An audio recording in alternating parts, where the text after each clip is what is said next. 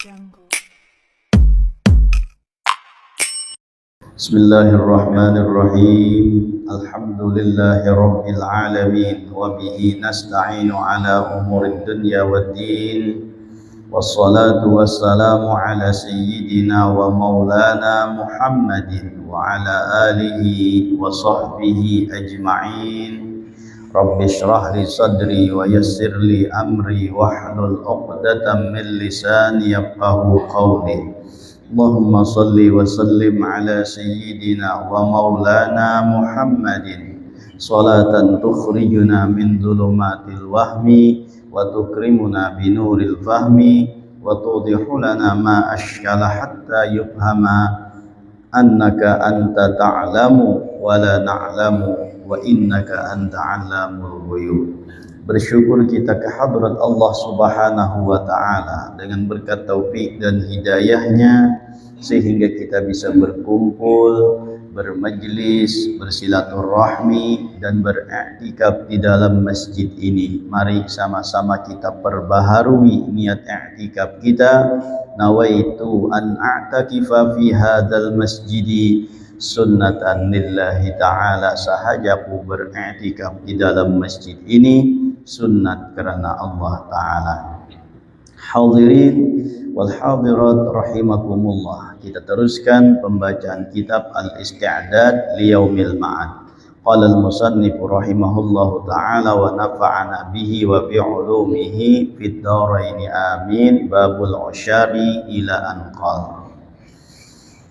Thumma qala an-nabiy sallallahu alaihi wasallam fakam a'da'uka min ummati qala ishruna nafaran awwaluhum anta ya Muhammadu fa inni abghaduka wal alimul amilu bil ilmi wa hamilul qur'ani idza amila bima fihi wal muadzinu lillahi fi khamsi salawatin wa muhibbul fuqara'i wal masakini wal yatama wa dhu qalbin rahimin wal mutawadhi'u lil haqqi wasyabun nasha'a fi ta'atillahi ta'ala wa akilul halali wasyabani al mutahabbani fillahi wal harisu ala salati fil jama'ati والذي يصلي بالليل والناس نيام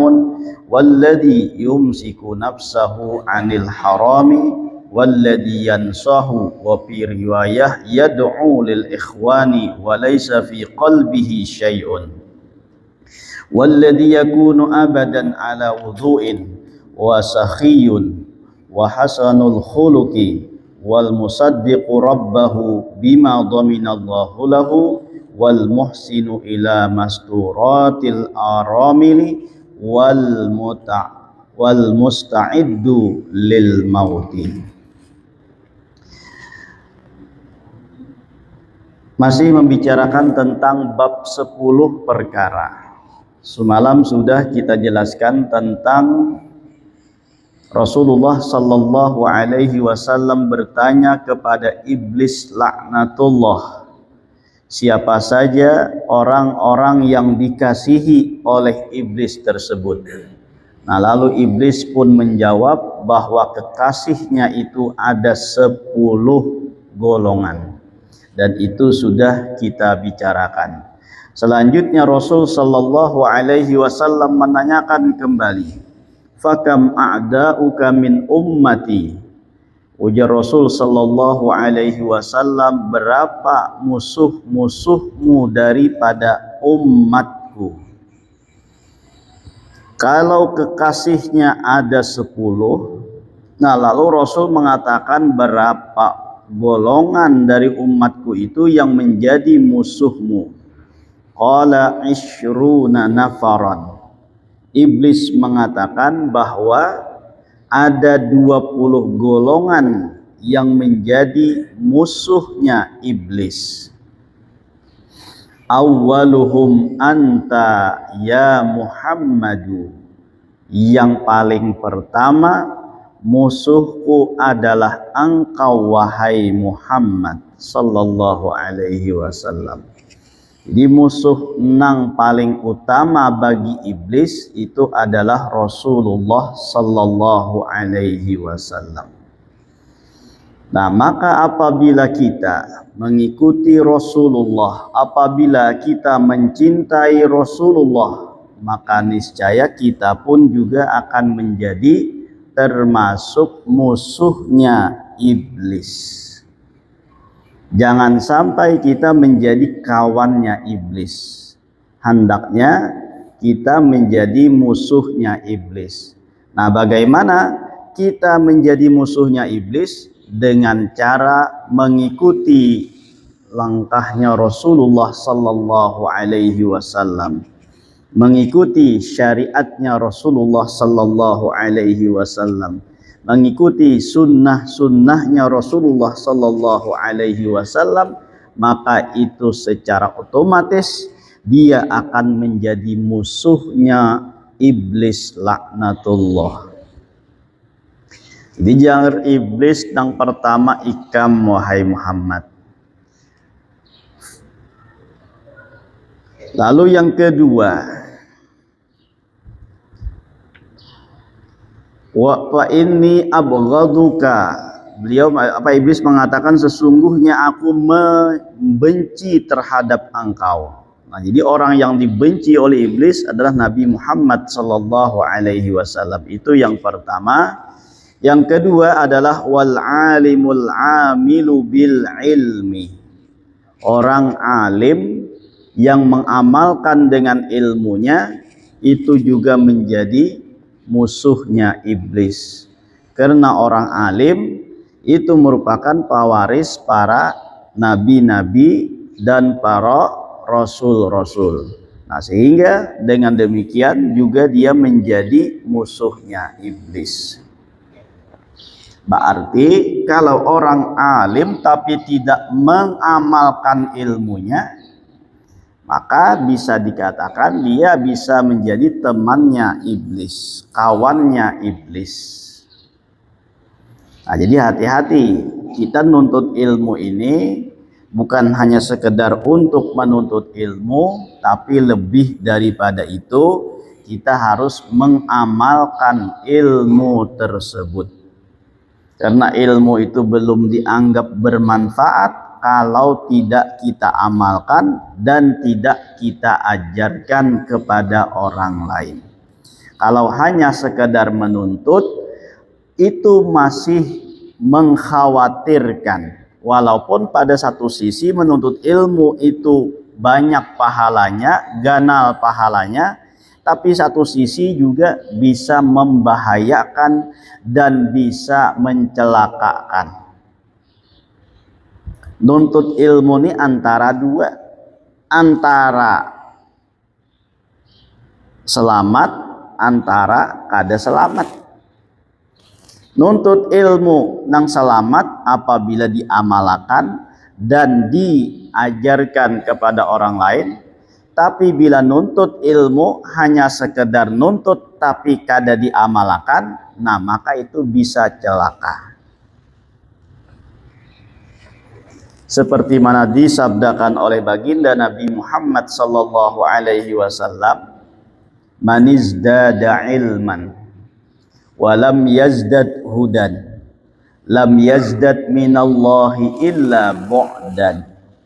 Barang siapa yang bertambah ilmu namun tidak bertambah petunjuknya, yaitu tidak bertambah amal ibadahnya, maka tidaklah bertambah kepada Allah kecuali hanya jauh. Artinya bila bertambah ilmu kada diamalkan, kada dimanfaatkan ilmu tersebut, nah maka orang ini bukannya bertambah parak lawan Allah, tapi bertambah jauh daripada Allah subhanahu wa ta'ala. Makanya bila orang berilmu, orang alim diamalkan ilmunya tersebut, ini menjadi musuhnya iblis.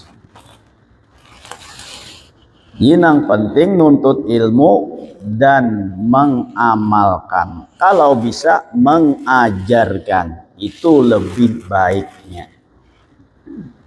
Bila hanya ilmu tapi kada diamalkan, nah bisa-bisa menjadi orang celaka. Sebagaimana yang dikatakan oleh Ibnu Ruslan di dalam kitab Zubatnya, fa'alimun bi'ilmihi lam ya'malan mu'adzabun min qabli ubadil wasan. Fa'alimun bi'ilmihi lam ya'malan mu'adzabun min qabli ubadil wasan. Wa kullu man bighairi ilmin ya'malu a'maluhu mardudatun la tuqbalu.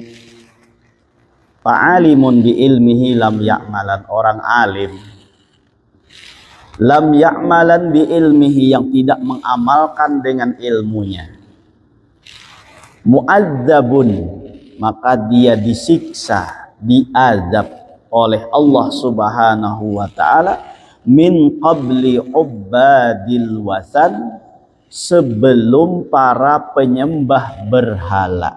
Nah, ini celakanya. Ilmu tapi kada diamalkan. Maka ujar Ibnu Ruslan tadi orang tersebut akan diazab oleh Allah terlebih dahulu daripada para penyembah berhala. Artinya napa tuh? Tadahulu orang nang ilmu itu diazab daripada orang kafir, daripada orang nang menyembah berhala. Nah, ini kita khawatirnya tuh. Jadi kita harus punya ilmu dan diamalkan. Tapi pulang jangan sampai sebaliknya beramal tanpa didasari ilmu. Celaka juga. Jadi kedua-duanya harus kita gabung antara ilmu dan amal. Kalau ilmu tanpa amal celaka, kalau amal tanpa ilmu maka juga tidak akan diterima oleh Allah Subhanahu wa taala. Fakullu man bighairi ilmin ya'malu a'maluhu mardudatun la tuqbalu. Setiap orang yang beramal tanpa didasari ilmu, maka amalnya tersebut ditolak dan tidak akan diterima oleh Allah Subhanahu wa taala. Di ilmu dan amal itu harus selalu bergandengan. Bila salah satunya tidak digandengkan dengan yang lain, maka bisa membuat celaka. Nah, jadi orang yang dikasihi iblis itu adalah orang yang dibenci dan dimusuhi iblis itu adalah orang alim yang mengamalkan dengan ilmunya. Iya, wasiat guru sakumpul tuh di antaranya tuh kaji gawi gitu lah. Kaji gawi. Napa tuh kaji artinya tuntut ilmu. Napa tuh gawi ini tuh iya amalkan.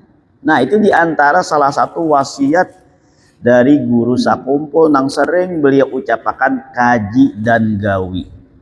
Kaji itu tuntut ilmunya, gawi itu amalkan ilmu tersebut.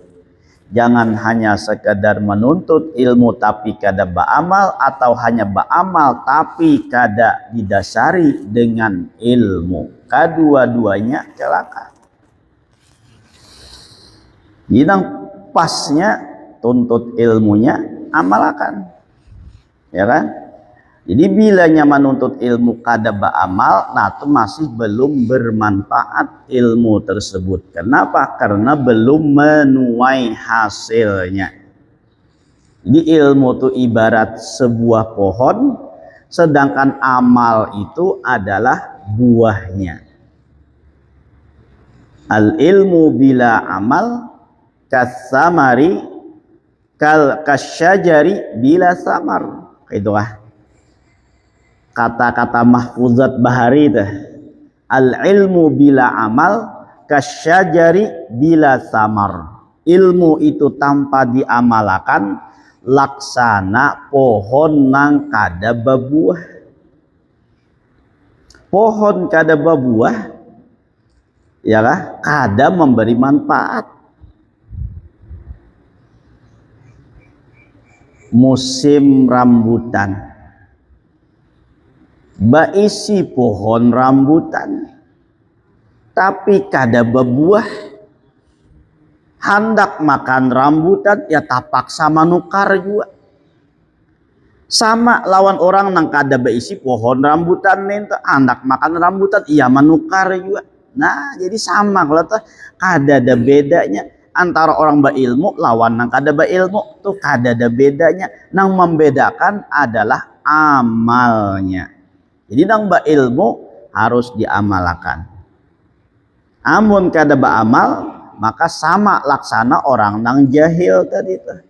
Iya nang kayak perumpamaan pohon tadi kada berbuah. Bilanya kada berbuah hendak makan buahnya, nah tapaksa menukar. Al ilmu bila amal kasamari bila samar. Al ilmu bila amal kal bi'ri bila ma'in. Kayak itu juga tuh kata-kata mahfudzatnya tuh, berilmu tapi kada diamalkan. Laksana sumur nang kada ada banyunya. Nah, apa manfaatnya juga? Ya kan? Sumur kada babanyu. Hendak mencibuk kada kawa, paksa manukar juga, sama orang nang kada bisi sumur juga. Nah, jadi ilmu itu diamalkan, jangan sampai bila kita menuntut kada diamalkan. Atau sebaliknya, beramal tapi kada diamalkan. Nah, jadi dua-duanya ini harus kita gandingkan, ilmu dan amal, atau kata lainnya dari wasiat guru sakumpul itu kaji dan gawi, ba ilmu dan ba amal. Bila orang tuh ba ilmu ya kah, insya Allah tuh mudah untuk ba amal. Tapi sebaliknya bila orang itu kada ba ilmu, maka untuk ba amal itu ngalih. Nyenang pertama tahu dahulu. Bila tahu hendak, bila hendak menggawi jadinya. Itu kah? Tahu dahulu. Bila sudah tahu hendak, bila hendak gawi. Bila orang ni kada tahu kayak apa hendak. Mun kada hendak kayak apa hendak menggawi, mun kada hendak kada tahu. Nah jadi awal-awalnya harus tahu dahulu. Nah tuntut dahulu ilmunya, tahu dahulu hanya hendak itu kata. Kada mungkin penghendak dahulu orangnya kada tahu. Tahu dahulu tah. Di kampung sebelah tuh ada inur narannya Bungas. Nah tahu dahulu ada inur di situ bungas orangnya, hanyar ada hendak. Amun kada tahu di situ ada nang bungas kayak apa hendak nih, kayak apa ada timbul rasa hendak nih. Nah jadi begitulah halnya ba ilmu dengan mengetahui, maka di situ timbul rasa hendak. Dari rasa hendak itu timbul akan menggawi dari apa nang dikehendaki tersebut. Jadi orang berilmu itu insya Allah tuh apa narannya hendak beramal tuh mudah. Tapi bila orang kada berilmu, nah tuh ngalih untuk melakukan amal tersebut. Karena harus didahului dari ilmu dahulu. Nah jadi kelebihan orang yang menuntut ilmu, di antaranya man salaka tariqan yaltamisu fihi ilman sahhalallahu lahu tariqan ilal jannah. Barang siapa yang menjalani suatu jalan untuk mencari ilmu, maka Allah mudahkan jalannya menuju ke surga. Man salaka tariqan yaltamisu fihi ilman sahhalallahu lahu tariqan ilal jannah.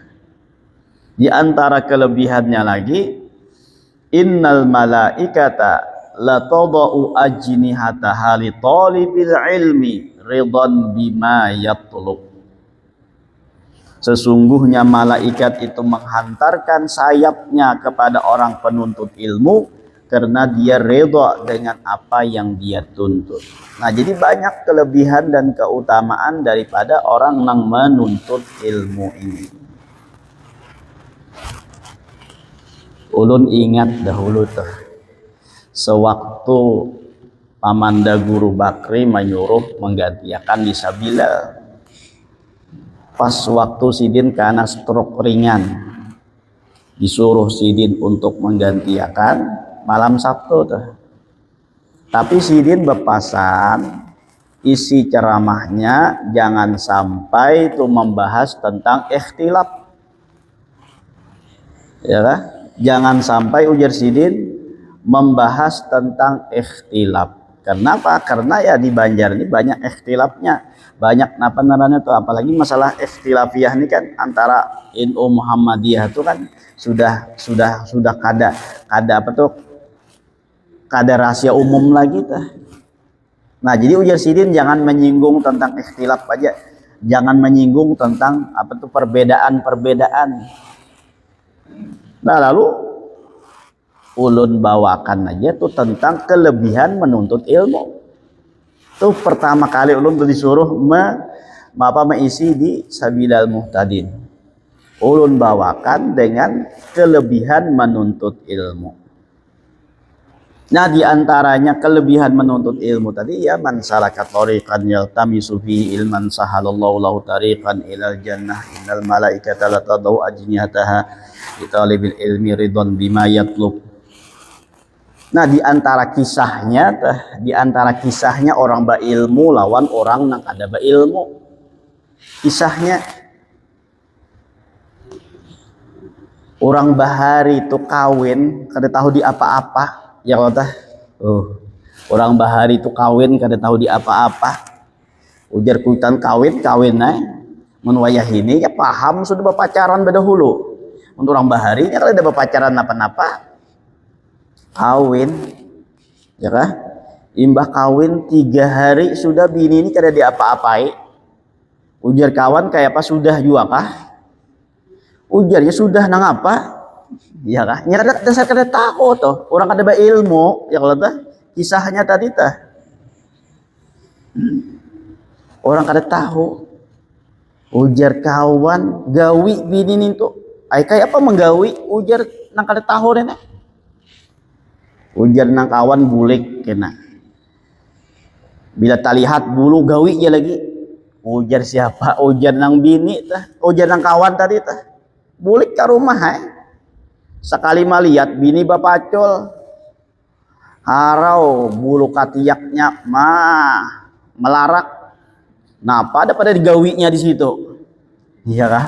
Digawinya di situ sekalinya. Lalu nang bini ini berucap, orang sekolah tuh mulai kelas 1 dahulu hanya kelas 6. Ya kah?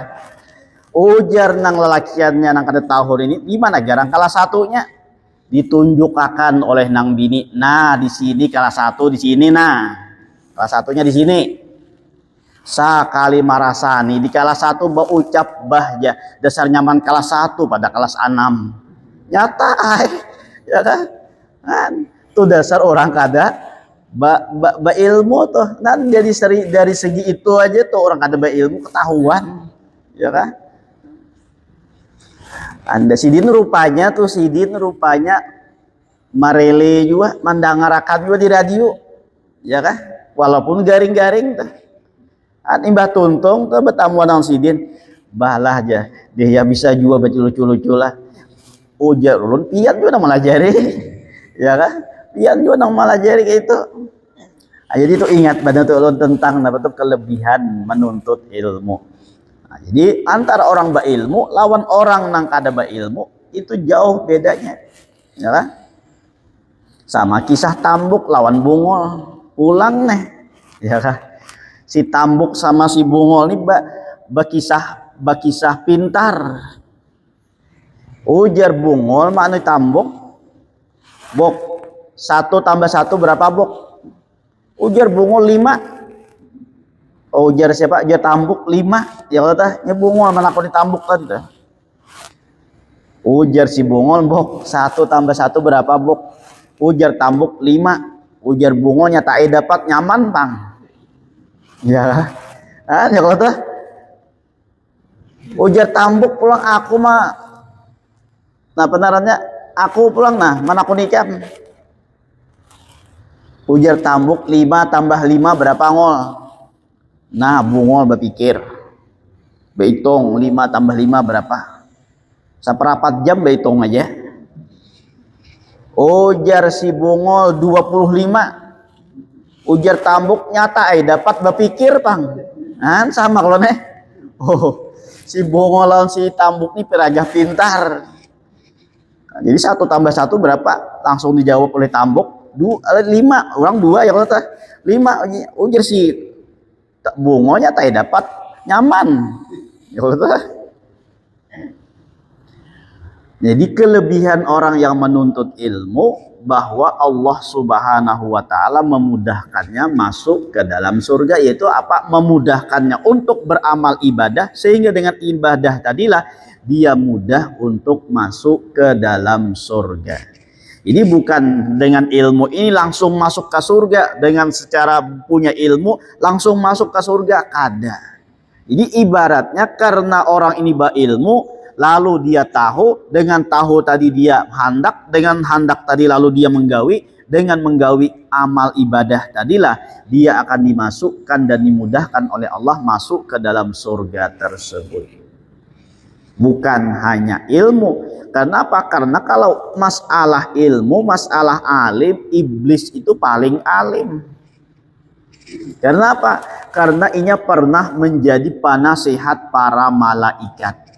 Ini sebelum dijadikan dan diciptakan Nabi Adam, iblis ini dari 1 tingkatan langit sampai ke 7 itu sudah menjadi tempat ibadah oleh iblis. Di langit 1, di langit kedua sampai ke 7 itu semuanya sudah ditempati iblis untuk beribadah kepada Allah Subhanahu wa taala. Bahkan iblis ini menjadi penasihat para malaikat. Nah, hendak tahu kisahnya tuh dalam kitab Sirajut Thalibin, ya, dalam kitab Sirajut Thalibin, syarah daripada Minhajut Thalibin. Nah, di situ dikatakan bahwa iblis ini pernah menjadi penasihat malaikat. Siapa nang kada alim, siapa nang lebih alim daripada iblis? Quran tuh dia tahu di mana turunnya. Ya kah? Oh. Iblis tuh di mana turunnya Al-Qur'an tahu, apa kejadiannya tahu. Kita tuh bisa kada tahu. Tapi iblisnya tahu detailnya tuh. Nah, tapi karena dia sombong, akhirnya apa? Akhirnya dilaknat oleh Allah Subhanahu wa taala. Artinya apa? Ilmu itu kebenarannya belum bisa menjamin seseorang bisa masuk ke dalam surga kalau ilmu tersebut tidak diamalkan dengan sebaik-baiknya, dimanfaatkan dengan sebaik-baiknya. Nah, makanya bila orang berilmu dan diamalkan ilmunya tersebut, maka iblis ini menjadi murka dan sangit lawan orang nang berilmu, nang ilmunya diamalkan. Nah, jadi ilmu dan amal jangan sampai kita jangan sampai kita pisahkan, berilmu dan beramal. Itu yang kedua ujar iblis. Yang ketiga, wahamilul Qur'ani idza amila bima fihi. Dan orang-orang yang menghafal Al-Qur'an atau orang-orang yang ahli Qur'an apabila dia mengamalkan dengan apa yang ada di dalam Al-Qur'an tersebut. Yang ketiga, orang yang hamilul Quran. Bisa orang ini hafal Quran, orang yang ahli Quran, Nang mana inya mengamalkan dengan apa yang di dalam Quran tersebut, itu termasuk daripada musuhnya iblis. Orang nang hamilul Quran, bisa nang hafal atau kada tapi ahli Quran. Nah, jadi hendaknya kita menjadi hamilul Quran atau ahlil Quran. Sekiranya apa? Sekira kita menjadi musuhnya iblis. Nah, jadi Quran ini bukan hanya sekedar dibaca, tapi juga Quran ini adalah menjadi kompas kita dalam kehidupan. Jadi kita harus berpegang dengan Al-Quran, kita harus mengamalkan dengan apa yang ada di dalam Al-Quran tersebut. Karena Quran itu merupakan sentral dari segala ilmu yang ada. Nah, maka apa yang ada di dalam Al-Quran kita amalkan. Jangan sampai kita membaca Al-Quran tapi tidak mengamalkan dengan apa yang ada di dalamnya. Wal muadzinu lillahi fi khamsi sholawat. Kemudian yang ketiga, yang keempat, wal muadzinu lillahi fi khamsi sholawat. Orang yang azan semata-mata karena Allah fi khamsi sholawat, di dalam sembahyang 5 waktu. Nah, Bilal atau muadzin, yang muadzinnya ini tidak digaji semata-mata karena Allah. Tu lillah tadi tuh, lillah itu semata-mata karena Allah. Maka orang yang seperti ini menjadi musuhnya iblis, musuhnya syaitan. Ya kan ada juga muadzin. Muadzin itu nang apa namanya, nang digaji, ada muadzin nang kada digaji. Nah, nang dimaksud di sini adalah wal muadzinu lillahi fi khamsi shalawat. Lillah ini berarti bisa nang digaji atau kada digaji, tapi inya niatnya semata-mata karena Allah. Paham mana? Nya kan nang muadzin tuh ada nang digaji, ada nang kada digaji.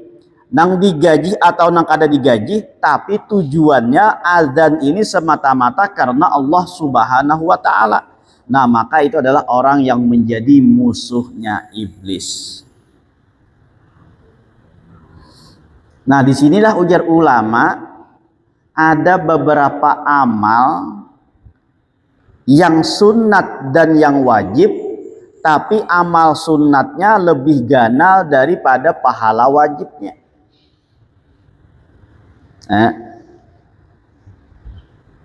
Ada amal secara sunat dan secara wajib, namun pahala sunatnya ini lebih ganal daripada pahala wajibnya. Di antaranya orang yang azan. Orang yang azan yang digaji itu hukum azannya wajib. Sedangkan orang yang azan tanpa digaji itu hukumnya sunnat. Pahalanya lebih ganal orang nang azan tanpa digaji tadi daripada muadzin yang digaji. Muadzin digaji itu azannya wajib hukumnya karenanya bagaji. Sedangkan muadzin nang kada bagaji itu hukumnya sunnat. Tapi ujar ulama pahalanya lebih ganal nang kada bagaji ini daripada nang bagaji tadi. Padahal nang kada bagaji ini hukumnya sunat, sedangkan nang bagaji itu hukumnya wajib. Kalau kebiasaannya hukum wajib itu lebih ganal pahalanya daripada hukum sunat. Tapi dalam masalah ini dikecualiakan, yaitu azan yang kada bagaji itu hukumnya sunat, sedangkan azan nang bagaji itu hukumnya wajib. Nah, sedangkan pahalanya orang nang azan kada bagaji lebih ganal daripada nang bagaji tersebut. Di antaranya lagi adalah hukum memberi salam lebih ganal pahalanya daripada menjawab salam. Kenapa? Memberi salam ini hukumnya sunat, sedangkan menjawab salam hukumnya wajib. Tapi pahalanya lebih ganal. Kenapa? Karena dia tidak akan melaksanakan yang wajib ini tanpa didahului sunat tadi. Nah, sehingga ujar ulama, pahala mengucapkan salam itu lebih ganal daripada menjawab salam. Walaupun salam, mengucapkan salam itu hukumnya sunat, sedangkan menjawab salam itu hukumnya wajib. Itu pengecualian juga teh. Nah, diantaranya lagi tuh pengecualiannya pulang tuh lebih ganal pahala sunat daripada pahala wajib. Yaitu Allah berfirman, wa in kanu dzu usratin fanadhiratun ila maisarah. Jika orang yang punya hutang ini memiliki kesulitan, maka wajib dia menimpukan kepada kemudahan sampai inya kawa membayar hutangnya tersebut. Nah, jadi ujar ulama, menimpukan, memberikan kelonggaran bagi orang nang bahutang nang kada mampu untuk bayar itu hukumnya wajib. Sedangkan membebaskan atau memberiakan hutang tadi hukumnya sunat. Ini ada orang berhutang, lalu inya kada kawa bayar. Nah, maka nang mahutangi ini wajib untuk menimpuakan sekira kawa inya bayar. Wajib memberikan tempo. Sedangkan memberiakan atau membebasakan hutang tadi itu hukumnya sunat. Misalnya tuh karena ikam kada mampu bayar, kuberiakan aja sudah. Nah, memberiakannya tuh hukumnya sunat, kada wajib. Menimpuakan hukumnya wajib. Tapi ujar ulama pahalanya lebih ganal daripada lebih ganal daripada nang menimpuakan tadi. Membebasakan dengan sunat tapi pahalanya lebih ganal daripada nang menimpuakan tersebut. Nah, itu diantaranya tuh. Diantaranya lagi apa tuh? Apa tuh diantaranya nang lebih ganal? Oh, adakah? Apalagi? Mahutangi lawan sadakah. Nah, itu taganal pahala mahutangi daripada sadakah. Ya kah? Kalau bersadakah, nah belum tentu orang tersebut bahajat. Tapi kalau orang ini berhutang, maka sudah pasti orang ini kepepet dan orang ini memerlukan. Nah, maka menghutangi itu lebih ganal pahalanya daripada memberikan sedekah. Nah, kita syahid di sini tadi adalah wal muadzinu lillahi fi khamsi sholawat. Nah, orang nang adzan semata-mata karena Allah. Nah, jadi karena Allah itu baik si muadzinnya ni bagaji ataupun kada bagaji, tapi karena Allah maka itu menjadi musuhnya iblis. Yang kita syahid tadi antara nang bagaji lawan nang kada bagaji, maka hukumnya lebih ganal pahala nang kada bagaji daripada nang bagaji. Walaupun nang bagaji itu azannya hukumnya wajib, nang kada bagaji tadi hukumnya sunat. Artinya yang sunat lebih ganal pahalanya daripada yang wajib. Selanjutnya wa muhibbul fuqara wal masakini wal yatama. Nah, itu kaina pulang kita sambung bahasa. Mudah-mudahan dengan berkat kita berkumpul diampunkan segala dosa kita, dosa kedua orang tua kita, dosa guru-guru kita, dan dosa kaum muslimin wal muslimat. Mudah-mudahan kita dipanjangkan umur, disihatkan badan, dilapangkan dari segala urusan, dikabulkan dari segala hajat dan permohonan. Semoga kita dimatikan dalam keadaan iman wal Islam, masuk surga bersama Rasulullah sallallahu alaihi wasallam. Amin ya rabbal alamin. Minta halal, minta maaf, minta ridha dunia akhirat ala hadhihi niyyah wa kulli niyatin salihah wa ala ma nawa bihi salafus salih wa ila hadratin nabi al-fatihah.